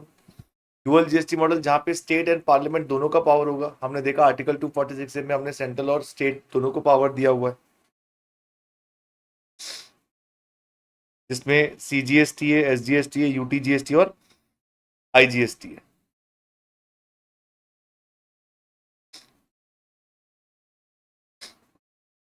Legislative framework मतलब यहाँ पे सीजीएसटी एक्ट 2017 होगा फॉर लेविंग सीजीएसटी, और वैसे यूटीजीएसटी एक्ट होगा for levying UTGST in all the union territories, और हर एक स्टेट का अपना खुद का एसजीएसटी एक्ट होगा। तो यहाँ पे आप देखोगे similarly union territories without legislature are govern by UTGST act for levying UTGST, and states and union territories with their own legislature have their own GST legislation for levying SGST. Classification of goods and services, obviously ये classification of goods and services जो है इसको इसके बारे में हम discuss करेंगे आगे वाले अपकमिंग चैप्टर्स में। कॉम्पोजिशन स्कीम हम डिस्कस करेंगे थर्ड चैप्टर में। रजिस्ट्रेशन जो है वो हमारे मॉड्यूल 2 में है, वहां पे हम डिस्कस करेंगे। मैंने आपको जैसे बताया था वो 4 स्टेट्स रजिस्ट्रेशन के लिए होते हैं, तो हम वो डिस्कस करेंगे रजिस्ट्रेशन चैप्टर में। एग्जाम्पशन हमारे मॉड्यूल 1 में, चैप्टर 5 में हम डिस्कस करेंगे, या चैप्टर 5 में हम डिस्कस करेंगे। सीमलेस फ्लो ऑफ क्रेडिट ये आईटीसी चैप्टर में हम डिस्कस करेंगे, जिसका लेकिन एक बेसिक एग्जांपल तो हमने देखा ही है। ऑर्डर ऑफ यूटिलाइजेशन ये सब हम सेक्शन 49 जो है वो आईटीसी चैप्टर उसमें हम डिस्कस करेंगे। इंट्रा स्टेट सप्लाई होगा तो सीजीएसटी एसजीएसटी लगेगा।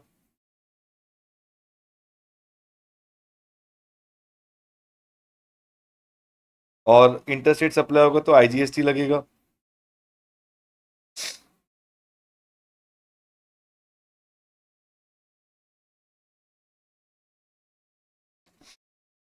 जीएसटी कॉमन पोर्टल एक कंप्लीट एक कॉमन पोर्टल है। इसको कॉमन पोर्टल हम इसलिए बोलते हैं क्योंकि कोई भी आपका रिक्वायरमेंट है, सब केस में सिर्फ और सिर्फ इसी कॉमन पोर्टल में जाके आपको यूज करना है। उसके डिटेल्स मतलब जैसे फॉर एग्जांपल अगर मुझे रजिस्ट्रेशन के लिए अप्लाई करना है, मुझे टैक्स का पेमेंट करना है, मुझे कोई क्वेरी है वो रेज करना है, मुझे रजिस्ट्रेशन कैंसिल करना है, हर चीज इसी कॉमन पोर्टल के थ्रू होगा।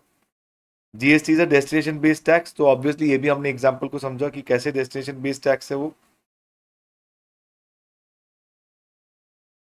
ये ई इनवॉइसिंग, आईआरपी, ये सब हम टैक्स डॉक्यूमेंट के चैप्टर में पढ़ेंगे। ई वे बिल हम ई वे बिल के चैप्टर में पढ़ेंगे।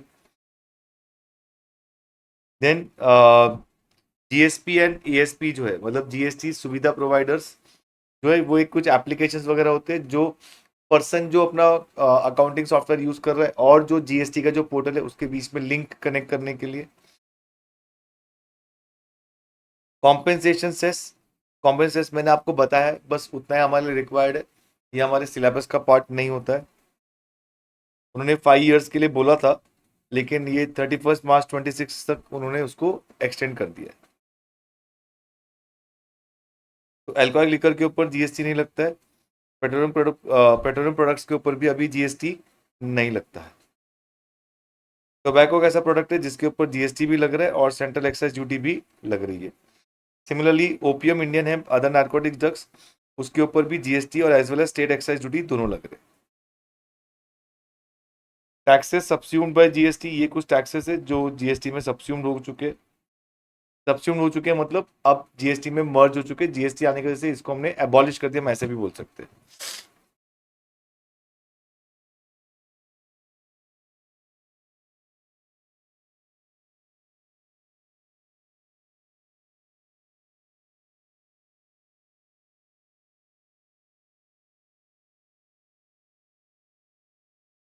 ये पहले के जीएसटी का सिनेरियो था, इतने सारे टैक्सेस थे। अब जीएसटी आने से सिर्फ सिंपल स्ट्रक्चर हो चुका है।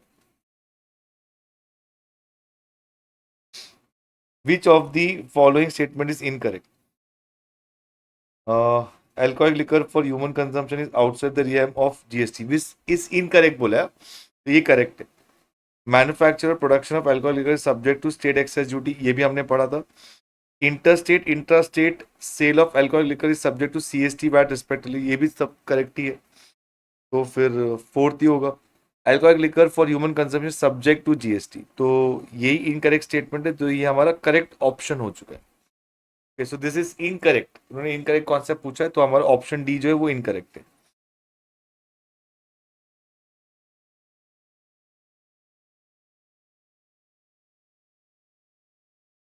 Benefits of GST, creation of unified national market, creation of unified national market. देखो जीएसटी ना वो that came with the slogan of one nation one tax one market, one nation one tax one market. अब यहां पे let's say एक person जो है वो पे करते समय सीजीएसटी एसजीएसटी पे कर रहा है, लेकिन उसको आईजीएसटी के सामने भी क्रेडिट मिल रहा है, उसको आईजीएसटी के लिए भी क्रेडिट मिल रहा है। वो आईजीएसटी पे कर रहा है लेकिन सीजीएसटी एसजीएसटी के लिए क्रेडिट मिल रहा है।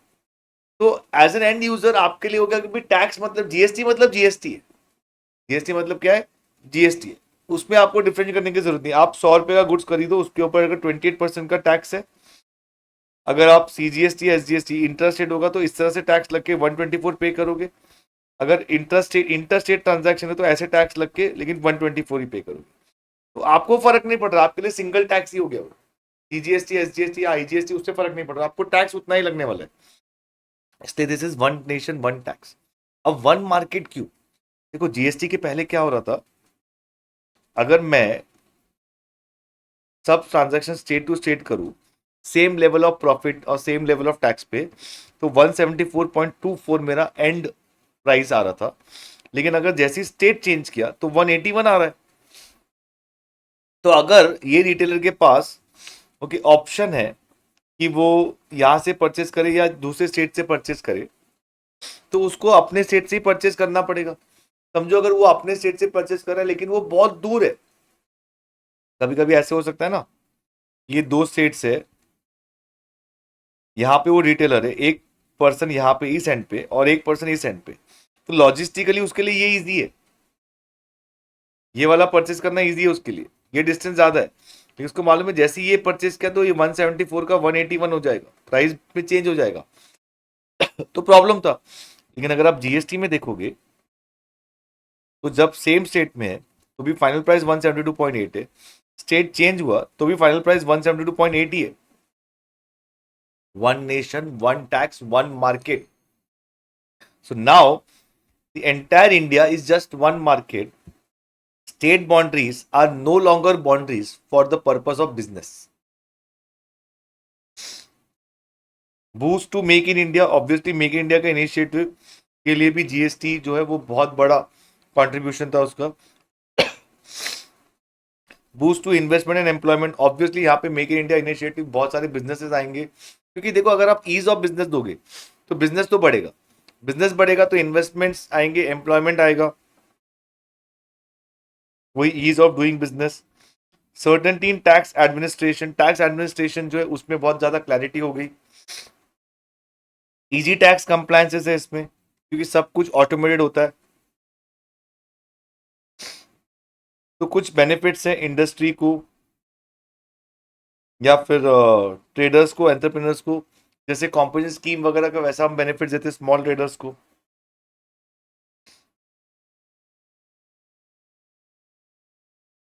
Presently dash is leviable on dash of petroleum and diesel, तो central excise duty is levied on manufacturing production of petroleum diesel.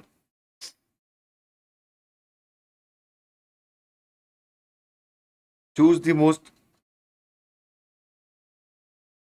Most appropriate option. Okay, so central sales tax भी levy होता है, VAT भी levy होता है inter state पे, state excise duty levy नहीं होता है पेट्रोलियम डीजल पे। तो ऑप्शन 2, 3, 4 वाला जो ऑप्शन होगा वो करेक्ट होगा। 2, 3, 4 यहाँ पे 2, 3, 4, सो यहाँ पे ऑप्शन ए करेक्ट हो जाएगा हमारा। तो Indian constitution one of the longest constitution है, 448 आर्टिकल्स है। Article 265, no tax shall be levied और collected except by authority of law. Article 245 ने पावर दिया हुआ है कि पार्लियामेंट के पास पावर होगा होल ऑफ इंडिया और एनी पार्ट और टेरिटरी ऑफ इंडिया। स्टेट के पास पावर होगा होल और any part of the state. Article 246 में डिस्ट्रीब्यूशन दे दिया उन्होंने, union list, state list, concurrent list. फिर उसमें कॉन्स्टिट्यूशन अमेंडमेंट्स क्या क्या किए उन्होंने।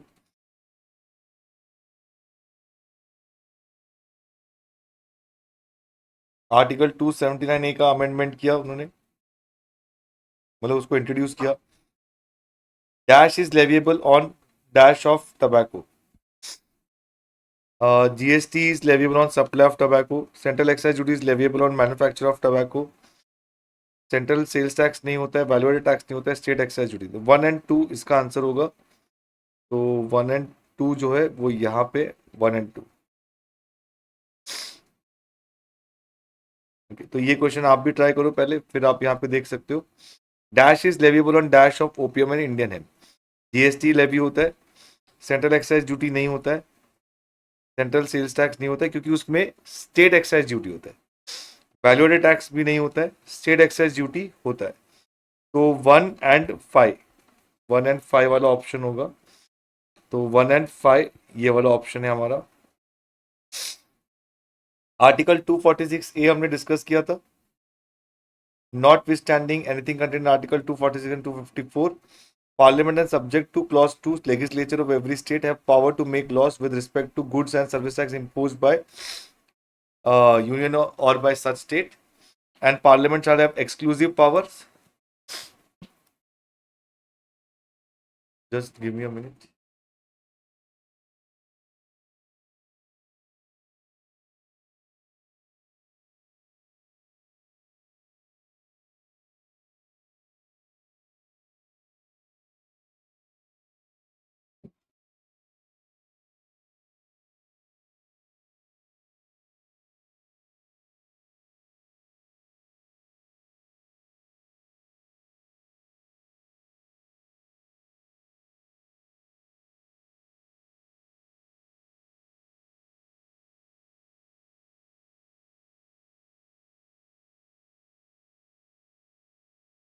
Yes, तो यहाँ पे हमने देखा है parliament shall have exclusive power for interstate transactions, और जो आर्टिकल 279A के क्लॉज 5 में बोला उस गुड्स के लिए नहीं होगा। और वो कौन से गुड्स है? ये 5 पेट्रोलियम प्रोडक्ट्स है।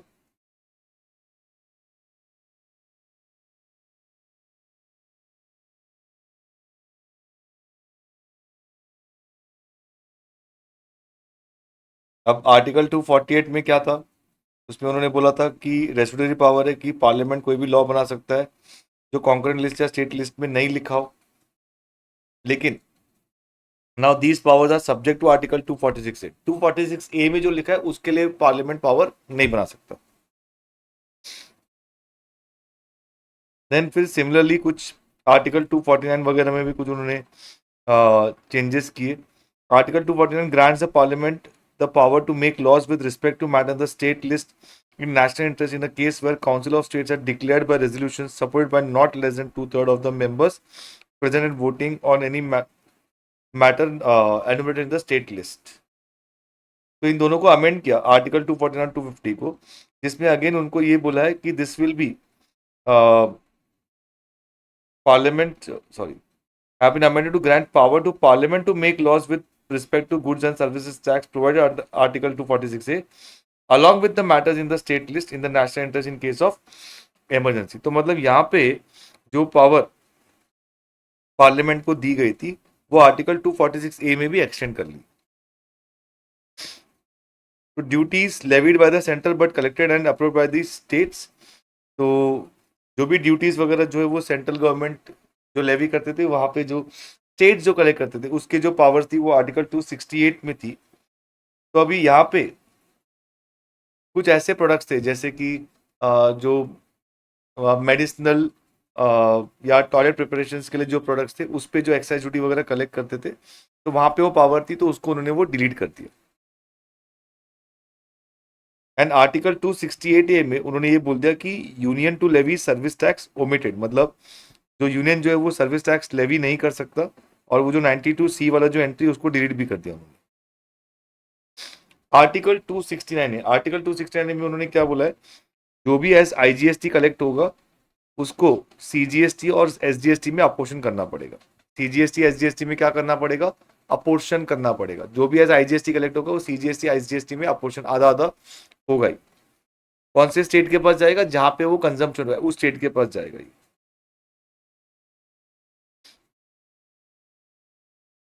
Then distribution of goods and services tax between centre and state.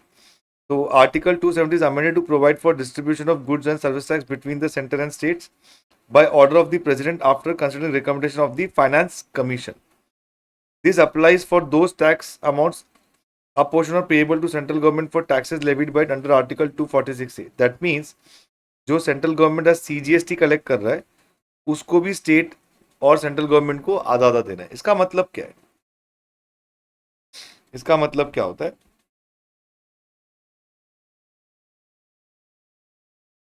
देखो जो टैक्सेस के नाम से जो भी गवर्नमेंट कलेक्ट करेंगे वो आईजीएसटी हो सकता है जो सेंट्रल गवर्नमेंट कलेक्ट करेगी, या सीजीएसटी हो सकता है।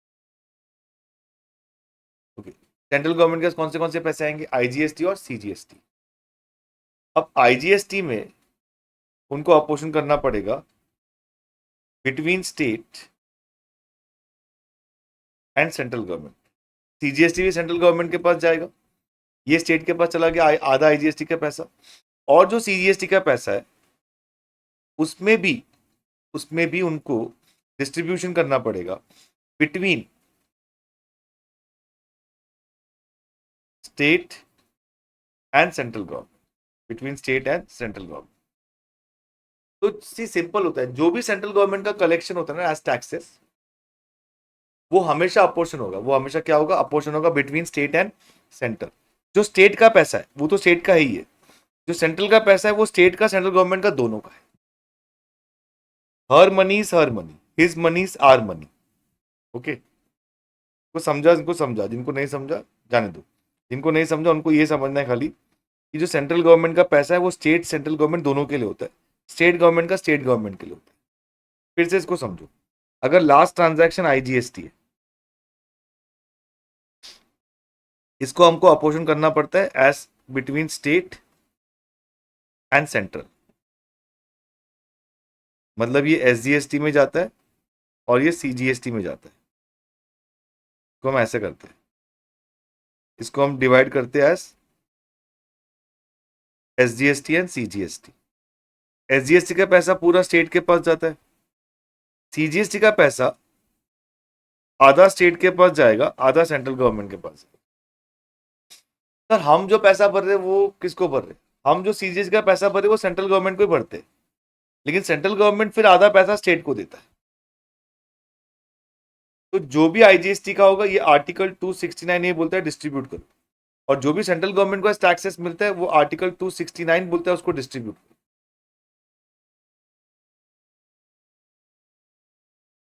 तो अब यहाँ पे हमने आर्टिकल 270 में पढ़ा ये डिस्ट्रीब्यूशन के बारे में। आर्टिकल 271, आर्टिकल 271 बताता है कि जो सरचार्ज वगैरह होता है उसको डिस्ट्रीब्यूट नहीं करना होता है। सरचार्ज होता है दैट इज नॉन शेयरेबल। अच्छा, ये गुड्स सर्विसेज और ये जीएसटी का डेफिनेशन तो आर्टिकल 360 तो हमने देखा ही है। सर्विसेज और गुड्स का डेफिनेशन जो है हम वो सीजीएसटी एक्ट का ही हम डेफिनेशन देखेंगे डायरेक्टली। आर्टिकल 279 है जिसमें हमने ऑलरेडी पढ़ा है कि यूनियन फाइनेंस मिनिस्टर जो है वो चेयरपर्सन है, union minister of state in charge of revenue और finance is the member, and हर एक स्टेट से मतलब जो 31 मेंबर्स होंगे वो भी यहाँ पे जो स्टेट के रिप्रेजेंटेटिव होंगे वो मेंबर्स बन जाएंगे। Then they will make recommendation for taxes, cess, surcharge levied by union, state and local bodies may be subsumed in the goods and services tax, वो बताएंगे। फिर कौन से गुड्स को एग्जेम्पशन देना है, रेट्स वगैरह क्या होंगे, ये सब 11 स्टेट से, ये स्पेशल कैटेगरी स्टेट्स है। और वोटिंग उनका किस तरह से होगा, जो 1/3 होगा वो सेंट्रल गवर्नमेंट का होगा, स्टेट गवर्नमेंट का 2/3 होगा।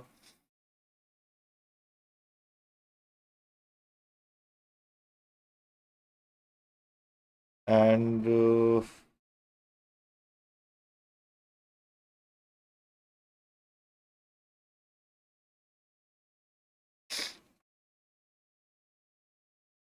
GST council,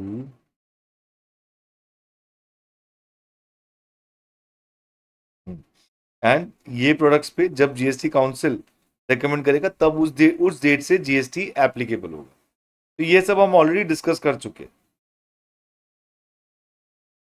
which of the following taxes are not substitute under GST?